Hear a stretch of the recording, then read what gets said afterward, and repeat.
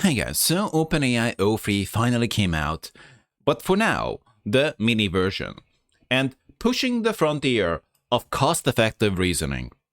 And you just know that DeepSeek had a hand in that. It has low, medium, and high models, but as we will see, anything but high is pointless. Oddly enough, even if you are paying for, the 20 bucks per month, you're still limited. But at least you possibly can try it out right now as a free user by selecting the reason option. Based on their graphs, O3 Mini is kind of on O1 level, which we will also see later. But this is not exactly a good comparison, I would argue, because they are comparing their product to their previous big product. Companies would like to do this, but comparing to your competitors might make it a less favorable comparison. But according to their data, O3 Mini is about on the same level as O1 when it comes to programming. Based on this, the most important takeaway would be that O3 costs 1.1 bucks in and 4.4 out. And it's mostly competing with, even if you're just considering it internally, with O1, which costs 15 bucks in and 60 bucks out. By the way, their pricing is super obvious because they're kind of pricing it against DeepSeek R1, DeepSeek Reasoner, because DeepSeek R1 costs 55 cents and 2.2 bucks. So they're pricing O3 Mini as double you would pay for R1. Yet, is that a good deal? Based on the Ether leaderboard, it's hard to say, because the leader is R1 with a little bit of Claude support, right? It's only contested by O1, which is ridiculously expensive. And in this case, despite their claims, O1 Mini is worse than O3 Mini is worse than O1. Of course, this might not mean that much. Kind of depends on what they used it for, but presumably, even assuming that they didn't rig the data, they used it mainly for what it was trained on. Ergo, it's a favorable scenario. And the next would be DeepSeek, but it's important to look at the prices. So DeepSeek, this test, if you call it that, cost 5.4, and O3 cost 18 bucks, right? And O1 cost 86 bucks. So yeah, it's true that O3 is a huge discount compared to O1, but DeepSeek would still be a pretty big discount compared to O3. And if you really need the best of the best, then again, for the cheapest price among the top three, you could have a DeepSeek plus Claude combo. But keep in mind, these are the best. So, and then we have O3 Mini, which is a worse and more expensive DeepSeek R1. So, effectively pointless. And Claude would be still kind of pricey. I would argue that Claude is utterly pointless to use on an API. It would only make sense that you pay for GitHub Copilot and then you not even use Claude with GitHub Copilot, but you can use your subscription with Klein. That's a question whether you would, because you would be still paying bucks to use something inferior to R1, right? But you have that option. And I would argue it's okay. But an interesting competitor we have is that supposing you're not doing that. Suppose you're just buying DeepSeek credits. Then you can use DeepSeek R1 and DeepSeek V3, and DeepSeek V3 is pretty much free, like 34 cents. Now, currently, it's on sale, I suppose. But even if they raise the price later, it's gonna be half of what R1 costs. So definitely interesting. Yet, this video is about O3 Mini. And based on these data, it would not be worth it. Because if you want the best, that ain't it. If you want a good value, that ain't it. And all other O3 versions would be pointless.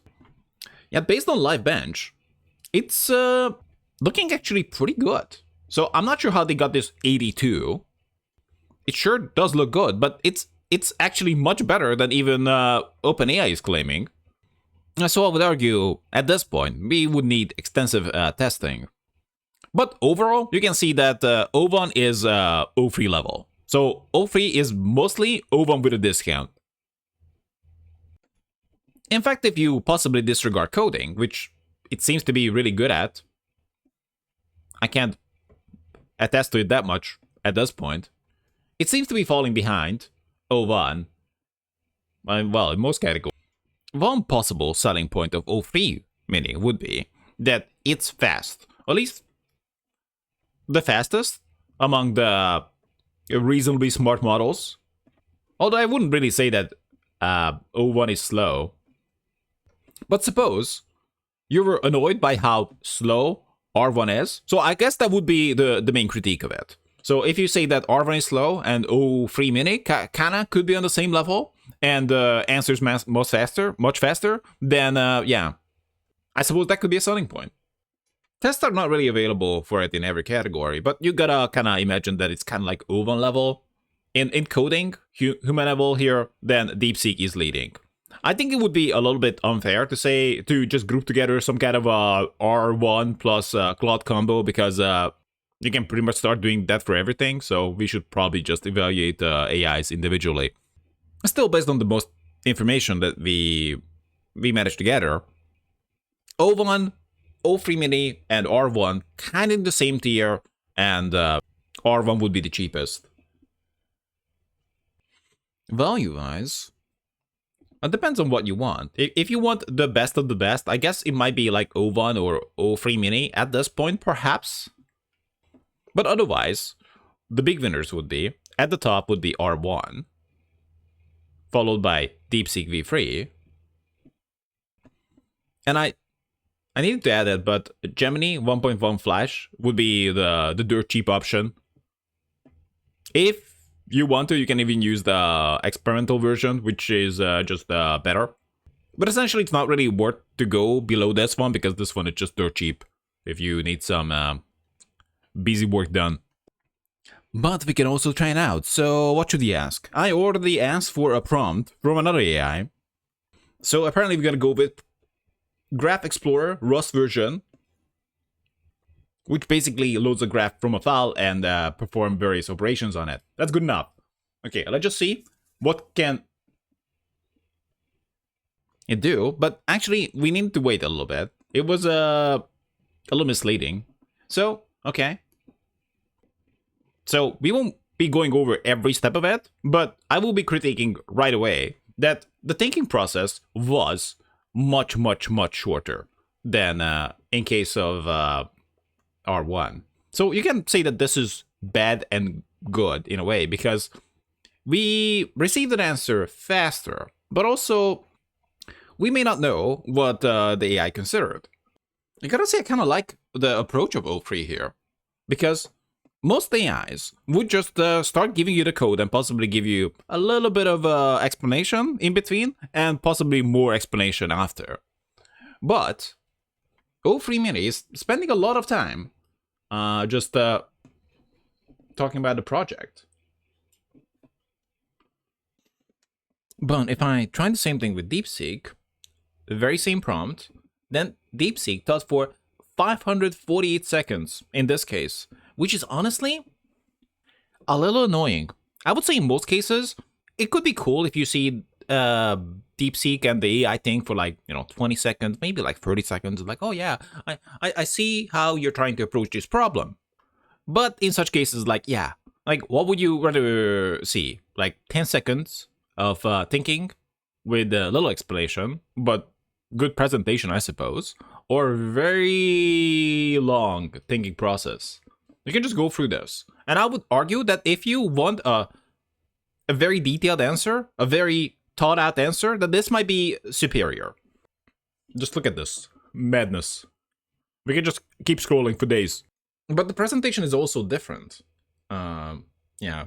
Approach graph presentation, graph loading, shortest path, connected component cycle detection, and graph visualization. So this is not about this particular problem, but how DeepSeek is kind of approaching it, how it is presenting it.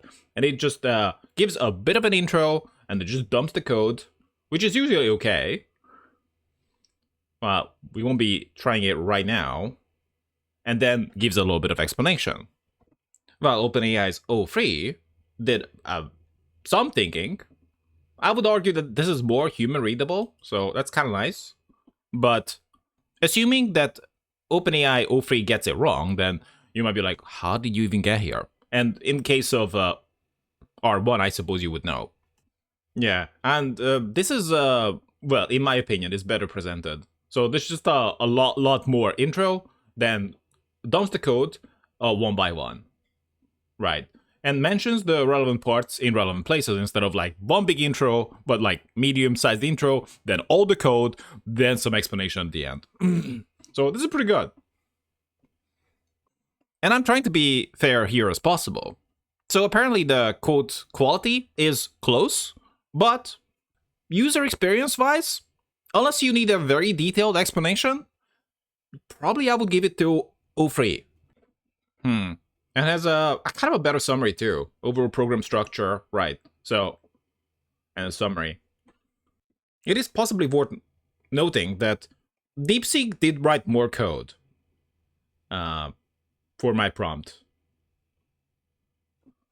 So DeepSeek kind of had the idea of like, okay, the user wants to do this. Like, yeah, here's the entire code and you can just copy it in. Honestly, this could be a good solution if you just want to get the code and run with it. And O3 in this case is more like, you know, let's just try to understand the problem, go step by step, and like, yeah, add to it, and like, yeah. I mean, we have less code, but it is better explained. Also, possibly it's gonna be more of a busy work just to copy it in, I suppose.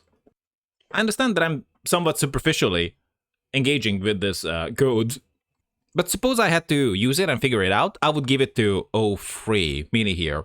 No contest.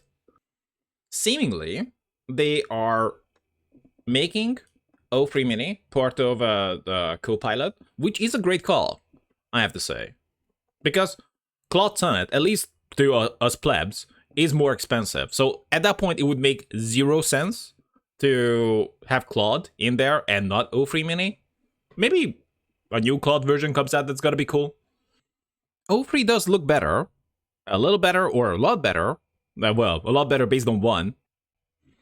But only for coding. If you look at math, then DeepSeek is winning. If you look at data analysis, that is a tie. If you look at language average, that's a tie. And also falling behind in reasoning. So, what would be my takeaway?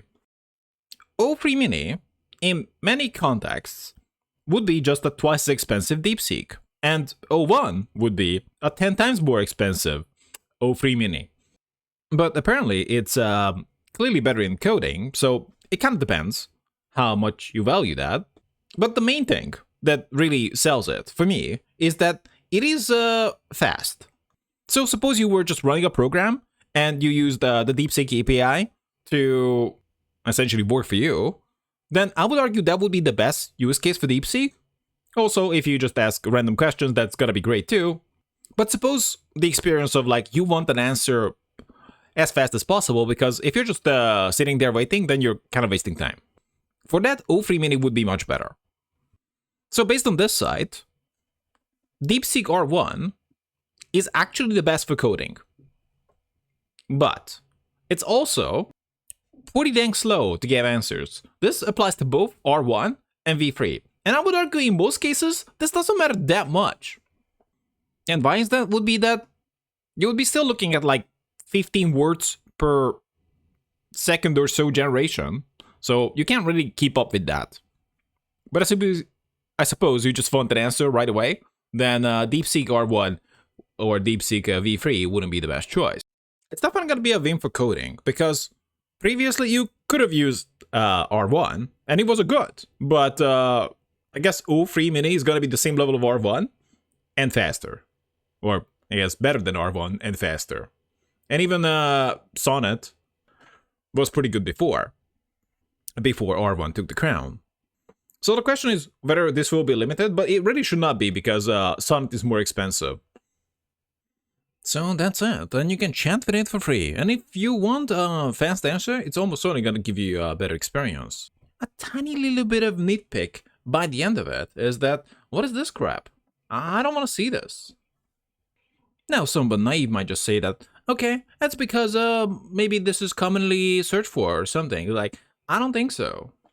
Pro Bowl 2025? So, I suspect that possibly in the future, we're gonna have at least, possibly not the best thing, but possibly even the best thing available on ChatGPT, but there's gonna be more and more ads. Maybe not blatant ads today, but we'll see.